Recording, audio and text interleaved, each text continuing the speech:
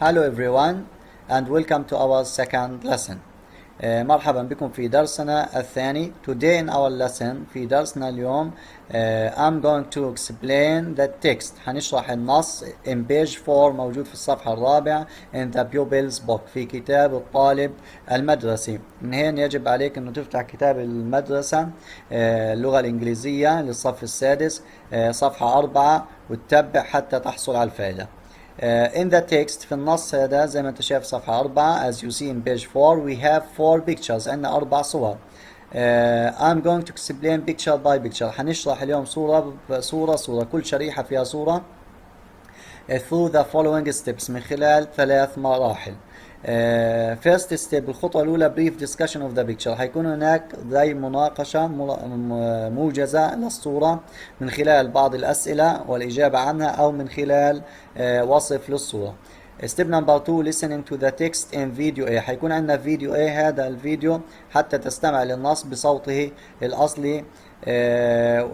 step number 3 listening to the explanation in video B. هيكون عندنا في الفيديو الثاني فيديو B النص مشروحا شرحا تفصيليا حتى تستطيع أن تفهم الدرس ولا يكون هناك عائق أمامك عندما تذهب إلى الأسئلة أو الأنشطة الموجودة في بطاقات التعلم الذاتي والمطلوب منك أن تؤديها أو تحلها.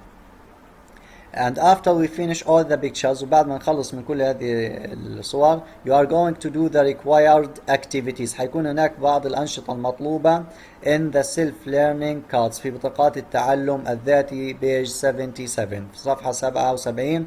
هناك أنشطة هتكون مطلوبة منك لكن حتى تستطيع أنك تحل هذه الأنشطة يجب عليك أن تشاهد هذا الشرح التفصيلي للدرس ومن ثم تقوم بحل هذه الأنشطة وارسالها عبر الواتس وارسال استفساراتكم عبر الواتس. الآن سنبدأ في درسنا اليوم. انقل للشريحة التالية حتى يبدأ الشرح. Okay dear student, let's get started and let's start with the first picture number 1. And let's begin with picture discussion through answering these 4 questions. We have 4 questions about the picture. Question number 1, who means man can you see in the picture? Who can you see in the picture? Your answer should be Amy, Rania, Omar and Ben. Question number 2, where do you think they are? Where means أين do you think they are? Your answer should be they are at the park. Park means منتزه. Question number 3, what happened to Amy? What happened to Amy? What happened to Amy? Your answer should be she broke her arm. She broke her arm. Question number 4 and the last question, how do you think كيف تعتقد she broke her arm? Your answer should be maybe while she was riding a bike she fell off. Maybe while she was riding a bike means تقود الدراجة she fell off, or maybe she slipped تزحلقت on the ice على الجليد and broke her arm. Maybe she slipped on the ice. Slip means تزحلق and broke her arm. And now dear student, يمكنك مشاهدة الفيديو الأول والفيديو الثاني لمزيد من التوضيح. الفيديو الأول للاستماع للنص بشكله الأصلي والفيديو الثاني لترجمة النص باللغة العربية وفهم النص. Welcome back, Amy. I missed you. Did you have a nice time at summer camp? Yes, I had a great time, but I missed you too. Oh dear. What happened to your arm? I fell down and broke it. Amy and Ben came back to Palestine. Rania and Amy were talking. نيجي لشرح المحادثة. الصورة الأولى اللي موجودة عندي على الشمال فوق. Amy and Ben came back to Palestine. Amy وبن رجعوا إلى فلسطين. Came back بمعنى رجع. Came back بمعنى رجع. Rania and Amy were talking. رانيا كانت بتتكلم مع إيمي. رانيا بتحكي Welcome back Amy. I missed you. مرحبا بعودتك إيمي. لقد افتقدتك. miss بمعنى يفتقد أو يشتاق لي. I missed you. Did you have a nice time at summer camp? هل حظيتي بوقت رائع في المخيم الصيفي؟ nice time وقت رائع. إيمي بترد عليها Yes, I had a great time, but I missed you too. نعم، لقد حظيت بوقت رائع. great بمعنى رائع وهي بمعنى كلمة nice. ولكن لقد اشتقت إليك. I missed you too. اشتقت إليك أيضا. Oh dear, what happened to your arm? رانيا بتحكي لها أوه يا عزيزتي، ما الذي حصل لذراعك؟ arm بمعنى ذراع.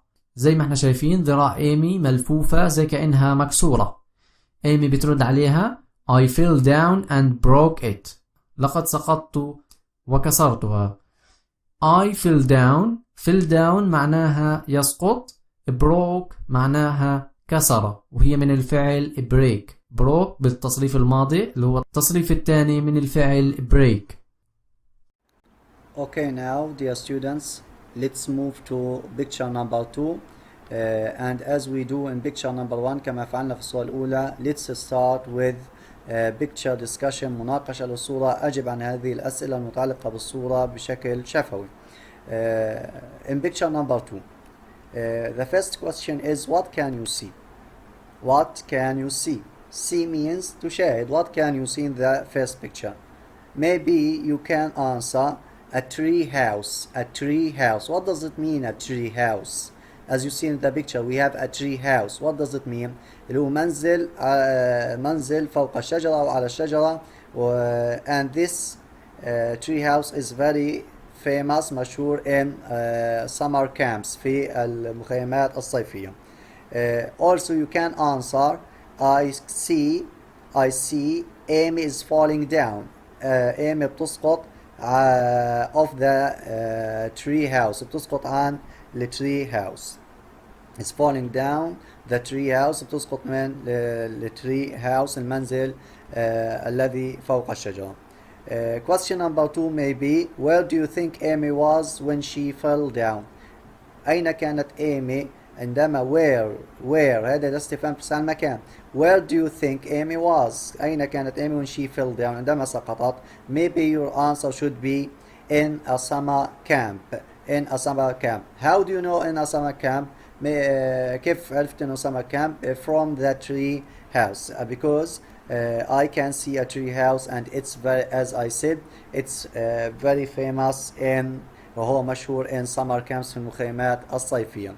الآن أتركك مع الفيديو الأول لتشاهده والفيديو الثاني فيديو A and فيديو B لكي تستمع إلى كي تشاهد هذه الفيديوهات وتستطيع فهم الدرس. مشاهدة ممتعة. We were talking. We played all day. Amy was very tired. Then she had an accident. She fell down the stairs of the treehouse and broke her arm. Oh, how awful! Amy climbed up the stairs of the treehouse and fell back down and then crashed into the flowers. She banged her head and arm. Ouch! 2. Amy climbed up the stairs of the treehouse. Amy تسلقت climbed up أدراج المنزل على الشجرة. tree house يعني منزل مبني فوق الشجرة. and fell back down وسقطت على ظهرها إلى الأسفل. and then crashed into the flowers ثم اصطدمت بالأزهار. crashed into بمعنى اصطدم ب. flowers معناها أزهار. she banged her head and arm لقد صدمت رأسها وذراعها. أي اصطدمت بظهرها وذراعها. head بمعنى رأس، arm بمعنى يد. Dear student, let's move to picture number 3. As you see in picture number 3, we have Amy and Rania. Maybe they are talking about what happened to Amy after she fell down the tree, as we read in picture number 2. Let's start with picture discussion. هنبدأ بمناقشة الصورة والإجابة على السؤالين التاليين. Question number 1. سؤال رقم 1. What can you see? What can you see؟ قلنا هذا السؤال العام يسأل عن ما ترى في الصورة أو ماذا تشاهد في الصورة بشكل عام. You can answer an ambulance. يعني أنا شايف إسعاف. ambulance اللي هو الإسعاف. Or you can say Amy is in a bed. Amy مستلقية على سرير. Maybe she was sick. ربما هي مريضة. But we know that she fell down. Question number 2. Where do you think Amy went to? أين تعتقد Amy went to? Went اللي هو the past of go. ذهبت. After she fell down. Where do you think Amy went to? For sure she went to the hospital. ذهبت إلى المستشفى. Okay, question number 3. Who do you think called the ambulance?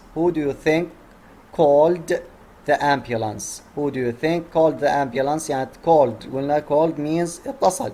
Who called the ambulance do you think? Maybe Ben, maybe the teacher, maybe her friends. Okay, we will see when you watch video A and B. سوف تشاهد. ربما تكون إجابتك على السؤال الثالث هو أنه بن هو اللي اتصل or teacher أو her friends أصدقائهم هم اللي اتصلوا. لكن بعد مشاهدتك للفيديو الأول والثاني سوف تتعرف who called the ambulance. من الذي اتصل على الإسعاف. Okay, now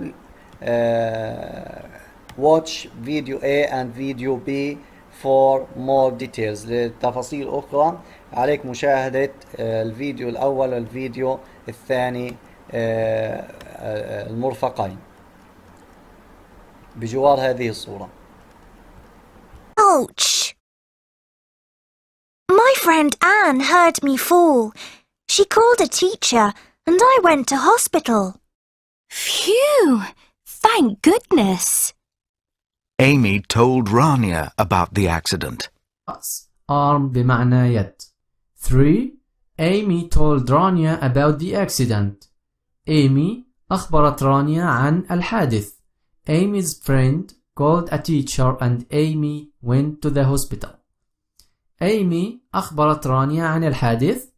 Amy's friend يعني صديق Amy أو صديقتها اتصل أو كلم أستاذ. teacher بمعنى أستاذ أو مدرس. وإيمي ذهبت إلى المستشفى. hospital مستشفى. إيمي الآن بتحكي القصة لرانيا. My friend Anne زي ما احنا شايفين صديقة إيمي Anne heard me fall سمعتني وأنا أسقط. fall يسقط. She called a teacher and I went to hospital. لقد اتصلت بأستاذ وذهبت إلى المستشفى. رانيا بترد عليها فو thank goodness. فو هي أداة تعجب. thank goodness أي حمدا لله. Now dear student, let's move to picture number 4, which is the last picture. In this picture we have Rania and Amy. Amy had her arm in a plaster as you see in the picture. Amy ذراعها ملفوفة في جبيرة. And some of her friends wrote their names. وبعض أصدقاء wrote كتبوا الماضي من wrote their names كتبوا أسمائهم. Rania is looking at Amy's arm. رانيا بتطلع على ذراع إيمي. الآن توجه إلى الفيديو A والفيديو B لمزيد من الشرح والتوضيح حتى تستطيع حل الأنشطة المطلوبة. أتركك مع فيديو A وفيديو B. تمنيا لك متابعة أو مشاهدة ممتعة ومفيدة.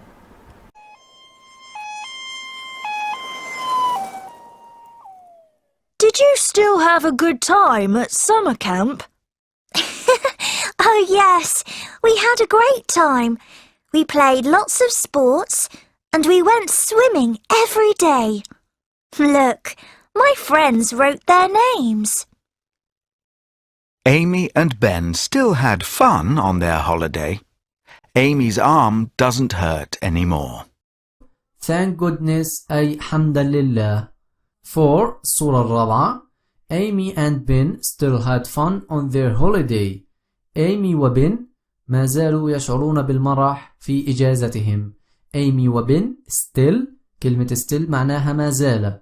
Fun بمعنى المرح أو المتعة. Amy's arm doesn't hurt anymore. ذراع Amy لم تعد تؤذيها بعد الآن. hurt بمعنى يؤذي أو يؤلم. anymore بعد الآن. رانيا بتحكي Did you still have a good time at summer camp? هل ما زلتي تحظين بوقت جيد في المخيم الصيفي؟ يعني بعد ما انكسرت إيدها. Oh yes, we had a great time. Oh نعم, لقد حظينا بوقت رائع. We played lots of sports and we went swimming every day. لقد لعبنا الكثير من الرياضات وذهبنا إلى السباحة كل يوم. Look, my friends wrote their names. انظري, أصدقائي كتبوا أسماءهم. زي ما احنا شايفين أصدقاء إيمي كتبوا أسماءهم على الجبيرة أو الجبس اللي ملفوف حوالين ذراع إيمي.